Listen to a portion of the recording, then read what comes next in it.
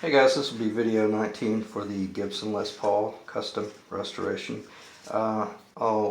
This is going to be a separate video and not necessarily a continuation of video 18, but I basically got cut off at a pretty good spot. I feel like I covered the staining of the fretboard and all that jazz, so I don't think there's any reason to revisit that. I was talking about lemon oil versus mineral oil. The only thing I will say is I've heard some pros say that they prefer to use the mineral oil for the fretboard because it's non-petroleum based and it's very affordable from like a health food store or a pharmacy. So anyway, check into that, do a little research, and make your own call. I like the lemon oil just because of what it reminds me of, being a kid playing the SG back in the 80s, and I always loved opening up my old chainsaw case, and the first thing you got was this hit of lemon oil, and you're looking down at a guitar you had no idea how valuable it was. But anyway, it is what it is. So I'll pick up where I left off. Let me look at the camera and make sure where I kind of need to stay. I'm just going to shoot from the hip through this whole video, because I feel pretty confident that we can cover some pretty good ground just from everything that we've covered so far. Basically, when you've got the S4S roughneck, but still finished to a precision, thickness. You remember we've got the finished plane here, and the finished plane there. So we don't have to worry about that anymore. And now all we're concerned about is marrying the back to the sides and the front, and tapering everything and doing all the blending and whatnot. I know it looks pretty rough because it's got a lot of pencil marks on it, but when you're in that first, when you're making that transition from that S4S neck that is semi-finished from a dimensional standpoint, the first thing I do is cut my tenon, the location on the table saw. And let me look at the camera, make sure I stay in it. Yeah, I can work in that area right there. Because I've still got, if it's, and this is 2 1/4, I always build them 2 1/4, and they're always 2 1/4 down here at the nut as well. So it's pretty much idiot proof for me. I can just set up my fence on my table saw after I've scribed these lines on here, whatever my tenon may be. And that's a very narrow tenon. That's like, I think it's 1 1/4. I prefer the tenons to be closer to 1 1/2, but it is what it is. But you just set up your table saw, and then you do some practice passes first on a different board. But then you make note of these locations here. Let me think. No, I'm sorry, I take that back. The first thing I did is put it on the miter saw and cut the pitch. Sorry about that. The neck angle, that's 4 1/2 degrees. So that's the first thing I do, and this is a very, this is precise. It doesn't have to be precise, and you'll understand why in a little while. I hope I don't forget. But cut those first, and it's simply just, you gotta trust your miter saw, because you're having to move the blade from the left to the right, because you got to flip in other words, when you cut it on this side, obviously you're cutting on the right side of the blade, and then when you're cutting the other side, you're cutting on the left side of the blade. So you got to be good with your miter saw. If you're not good with a miter saw, I say scribe this line and cut this by hand with like a dovetail saw. And then you can move to your table saw and do your push cutting. And now that you've got these, now that you know this location right here, when you pull because this is maple, this is, let me see if I can explain this without making it sound like it's really easy. This is not a this is not a one pass cut. This was probably 7 passes, and I had to start out with the blade very low, and I was only able to cut up so far. So as the blade comes up through the table, the tooth gets closer and closer and closer to the edge. So you can't just say, oh, here's the mark on the table, and then cut up to that point. But you have to work up to that point, and then the last cut, the blade is all the way up as high as it'll go, and then you instinctively should have a mark on your table, and then you put, make sure we're in the table, in the camera, then you push up to that mark, and what that did, that allowed your I'm doing it backwards, that allowed your table saw blade to go all the way up nearly to that point, but you see how it didn't come through the top. And you don't relieve these yet. Leave these on here because you're going to need them later on. All I'm doing now is doing my critical locations of these cuts, but I want to leave as much of that mass on there because I learned that, you know, if you cut that tenon off, now you lose that square surface.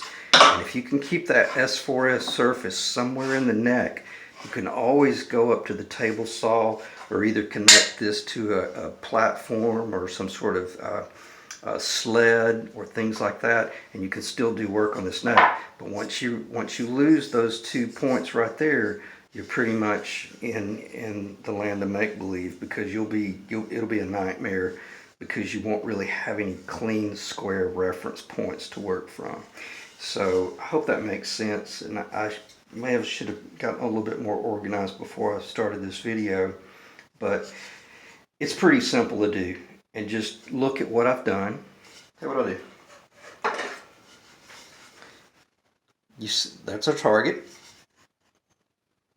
and all you're doing is just transferring those target points, but obviously doing a hell of a lot better job. So, is that in the camera? I may be a little bit high. I'm having trouble. So, and I hope I got those. I'm going to do it one more time very quickly in case I was too high. See how we got a flat right there? Maintain that flat. That's not very important. Well, it is, because see how they took their truss rod all the way through the neck? It's unnecessary. And then see this flat? Oh, that's where I mapped out the flat, which is very strange. But I wanted to keep it a Gibson, so I carried that flat over just like that. So, okay, enough conversation about that. I'm sorry I got a little bit long-winded there, but that's pretty important, because that's your starting point. Because once you do this taper from, like, say 2 3/16 roughly right here, 2 1/4 down to 1 3/4 is for your starting line. Now you don't really have anything you can trust anymore to cut that accurately, unless you put it on a sled and some sort of toggle clamps, but that gets kind of, it's unnecessary when you can do it on the front end. Okay, next thing I do is, after that, I do put it on a sled, and I simply have my marks at my nut location. I always build my nuts right at 1 3/4, regardless of where I'm ending up. Now, if I was going to build a 2-inch, classical guitar neck, I'd probably make it 2 1/16, just to be safe. It's better to have a little extra. And then down here, we're clearing this 16th fret location, a little bit under 2 3/16 of an inch. And I'm not going to start getting two-dimensional there, but what I will do is I'll just throw this up here. I'm just going to do this and then not try to explain it. But I'm going to push this all the way over to the left. That's the 16th fret location right there. And you can see how I still have about a 1/16 of an inch left in the fretboard. So I've still got room to carve, shape, make a mistake and it not be the end of the world. So anyway, so I make my mark here, and I make a mark right there, and then I make the 2 marks on either side of the center line at the nut. Then I put it on a sled, and I'm not going to show you my sled because it's proprietary the way I designed it, and I don't want anybody knowing how I do that, because it's amazing. I should have a patent on it. I've just never seen anybody do that. But basically, you put it on and you look at it from the back side, and you toggle clamp it into place, and then you're able to put that sled up on the table saw. And I could drink a beer while I'm doing that. It's so safe. I wouldn't, I don't, but what I'm saying, it's amazing. Your fingers and your hands are nowhere near the blade. You basically get bored because you know there's no way you can damage your neck, and there's no way that you can miss your taper. And then you just flip the neck around and repeat the same process, you know, by putting that line, that mark at that point, edge of the sled, and that point at the other edge of the sled, then put it in the table saw, run it through. So anyway, and then after you have that taper, then this is kind of proprietary, but I'm going to share it because I think you guys need to go. Just build yourself some sort of jig that will hold the neck. Let me see if I'm in the camera down here. Yeah. And then you can clamp down here. You've got the neck perfectly flush, okay? And then you got the neck perfectly flush up here. And then when you do your jig, you'll have to do the 17 degree. This jig will have to have a 17 degree negative space head or positive space head, however you're looking at it. And then you'll have to clamp up here because your router bit is enormous. And I do all this freehand. I don't do this on a table. So I'm doing this with an overhead router and probably like 12 to 15 different passes to get to my initial. That's not completely finished, but it's pretty darn close. And then I'm not going to give you dimensions because that's Gibson proprietary, but they're going to vary anywhere from 7/8 of an inch up to inch and a 16th, give or take. Even possibly under 7/8 if you're doing like a shredder neck. I don't build guitars like that, but I know they get very thin and very wide, and you can't put a real soft radius on that neck. It'll end up being like I don't know, like a bottom of a fishbowl. So anyway, you're working with really big bits, and you just have some sort of shelf, and you can only route up so far. That's why I left the ears off, because I actually have another jig that holds the router up high, which allows me to pass. I could cut the whole neck off if I wasn't careful. I have to create a stop point, and then my bit, I stop my bit roughly in that area right there. I'm sorry about the camera work. This is hell trying to explain this and show this, but basically I have to stop my bit right there, because if I didn't, see, I'd go up here and I would get into my curve, and you don't want to damage that material. So, all right, a lot more information than I was expecting to give, but I think that's pretty important because it's safe and it's not that difficult to do. It's very dusty and very annoying, but it's a good way to do it. And then you're left with all this mass of wood right here, whether you have the ears glued on or not. You still got to come in. This has to be done by hand, and I'm going to show that a little bit here in a second. But before I do, the whole idea is, we know that, you know, we got this whole headstock thing that we're working with, and I always start, whatever point I start from, I try to always maintain that reference point. Obviously I find center first, but usually what I do, if I got a cover like this that already has the tuner locations, I'll go ahead and draw those tuner locations, and then I will not touch them. And I'll come out here and I'll do my tracing, because you got to keep in mind this thing looks like a paddle. It's another 1/2 inch wide, and I don't want to start working from 5 different reference points, either the widths here or the center line or this. If you're going to work from anything, work from the center line. But see, sometimes you don't have the liberty of this route out right here, and you can't see through the overlay, and you're only working from the center line up here.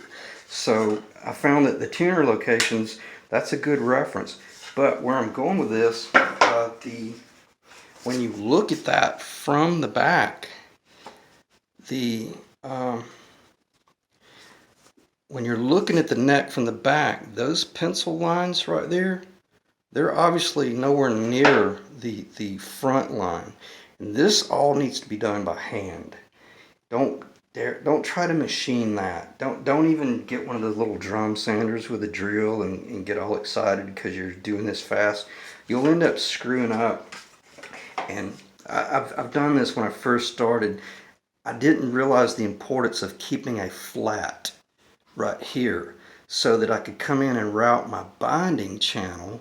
What I was doing, when I first started, like 17, 18 years ago, I was carrying that real beautiful shape all the way up that point. It was on an angle, and then by the time I routed into it, the bottom of the binding was showing so bad that it was a nightmare because I didn't know what I was doing. So keep a flat. Always keep a flat right there, and keep a flat right there, and even make all those marks so you don't encroach on that, make a mistake.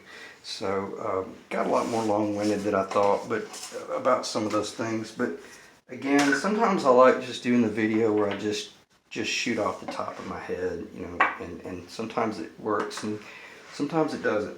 So what I'm going to do is very quickly, I'm going to show you how, let me get this in the camera. That should be okay right there. We're already at 16 minutes, so I'm just going to kind of blow through this, and you can watch. If I can find I can't see where's my clamping edge, because I'm trying to get this to where you can see how I use a chisel. You want that open so you can come in here, and get to it. I don't never do it like this. I'm just doing this for demonstration purposes. You could do surgery with this chisel. I'll just show it to you how I've never seen anybody carve a chisel like that, but I work my chisel like that. And then I use the round back here. And keep in mind, I got this large mass, so let me see if I can do this where you can actually see the work being done. And see, I got that pencil line that I made from that point off the back of that little template. And then I just come in here and I start working up to the pencil. I'm just taking off little bitty bites. Do not push, because if you slip, especially if it's a clear finished neck, it's game over. That's really serious. And quite frankly, I'm already at a point to where I would have already stopped chiseling by now, because I can do all the rest of this with my little special hand tools and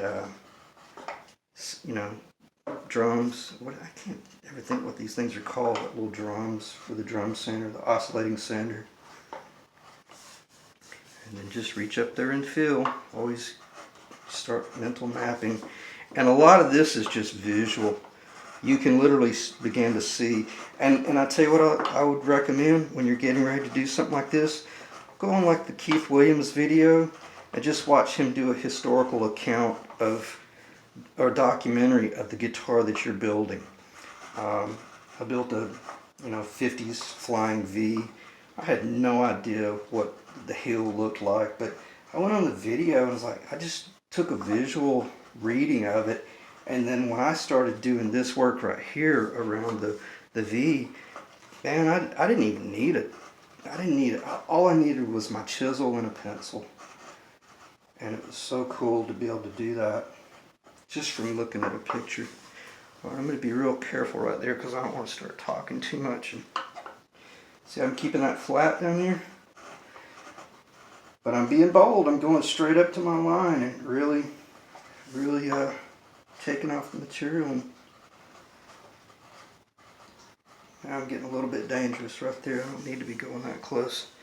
I won't explain it, but that transition that I was talking about is because this neck, the headstock is thicker right here than it is out at the tip. That's a typical jazz guitar. But when you're doing all this route work, there's a straight line right there that would be on that plane. And that's why this area up in here is smaller than the outside. So, all right, I'm going to stop right there and not do any more. But you see how you just have these real small little pieces. These are incredible at this point right here. I'm using like a 120. I'm going to do a 220 since I'm talking, that way I won't screw up. Because this is dangerous. You're at a point to where, and I'd recommend, so hope the camera stays in place. Don't be afraid of the pencil. Be careful about the pencil though if you're doing a clear finish. When you get down to the bottom, you'll smear that lead into the wood, and you'll be over there with an eraser trying to erase the old black gray out of the wood. And this is one thing I'm just going to show you if I'm in the camera.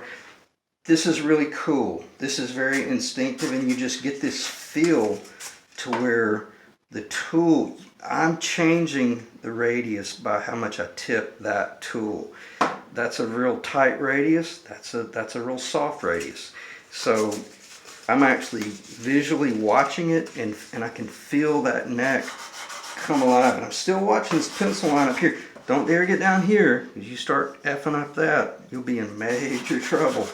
You keep that pencil area going. And I'm probably gonna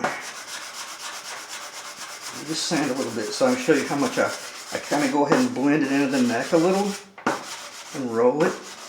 And just so that I can see, see there's a low spot right there.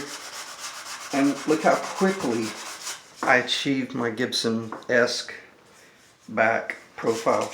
I would probably be using a little bit more coarse paper on the start, like that right there. And don't try to do too much finish blending.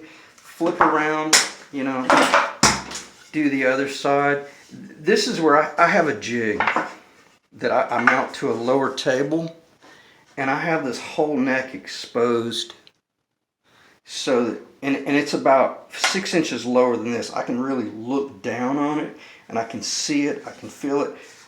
Like Benedetto said in one of his videos, you can literally put your thumb around it and make sure, like if I'm a left-handed player, man, that feels incredible. Now, it's no surprise. I knew it would because I've done this so many times. But if you had it on a jig like that, well, you couldn't get your hand around it. So you got to make sure that your jig is smaller, as the same size of the neck, if you want to really be safe. Because if you do this, you run the risk of carving that off, and just be real careful. Common sense at that point. I showed you those router bits, and I'm going to show you this little tool here. I'm just going to hold this in my hand and freehand it. This is a wonderful little tool. You can buy these at Woodcraft. Get a set of 3 for maybe 20 bucks, 25 bucks, little rasps. And I can come in here and change the world, man. And the cool thing, it's a small tool. I hope that's in the camera. Yeah, it's a small tool, and I mean I can almost see through the tool. I'm not pushing much at all. I'm just letting the tool, and I can lay that baby over, and I can blend into the straight points. Please invest in some of these. You'll cherish them for as long as you live. And you can come in here and really start working to that point. If you need to do a little bit of flat work right there, then you can do that. Excellent tools. Almost as good as like your regular file. You can use a file. I hope that's in the camera. I'm going to assume it probably is based on where I'm located.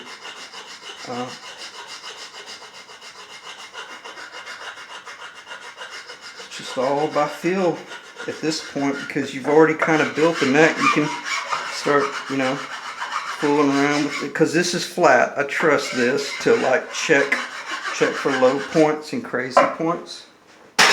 I'm going to show these very quickly and then not talk too much about them. This is the microplane that I told you about. You can pop that out. It's as quick as that right there. And then you can, it's so fine, I can't hardly tell. And you can do the same thing with that little tool right there, just off your hand.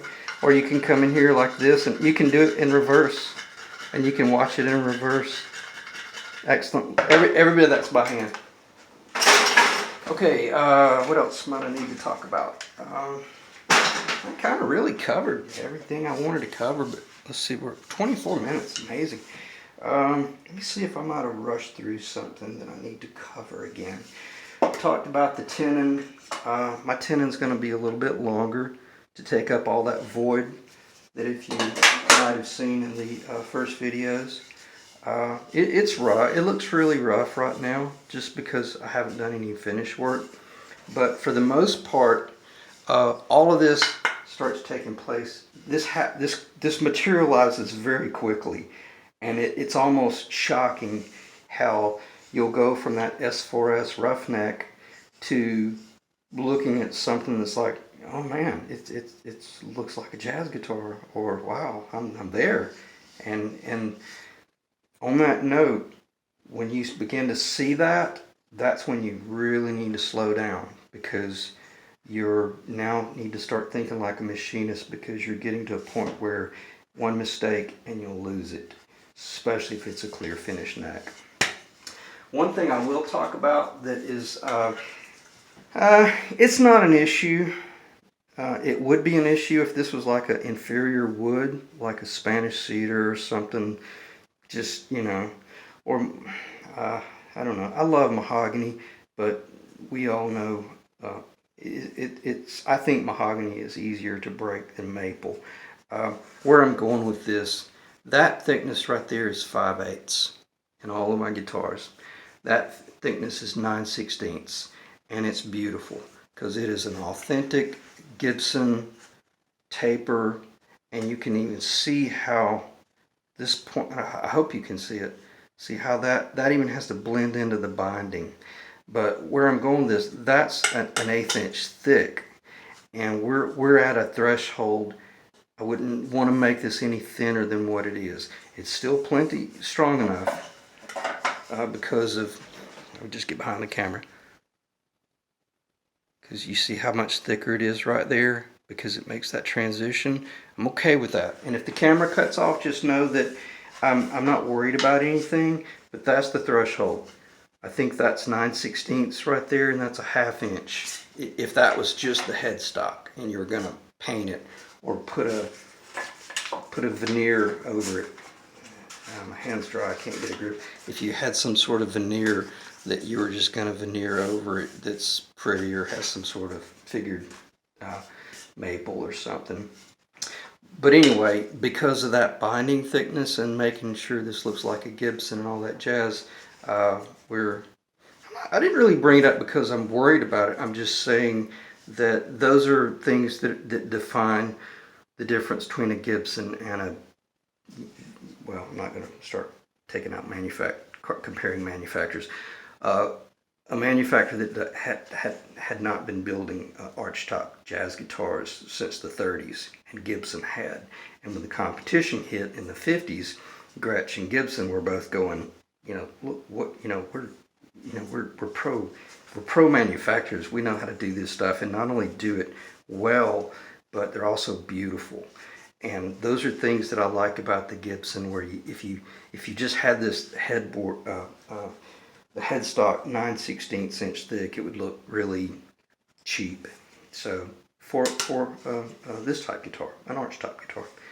So anyway, what else could I ramble on about? This is let's see if I can do this without. Yeah, hey, that works. All right. Maybe the camera won't cut off. I'm getting ready to show you the nut location, and if I can, this is a little bit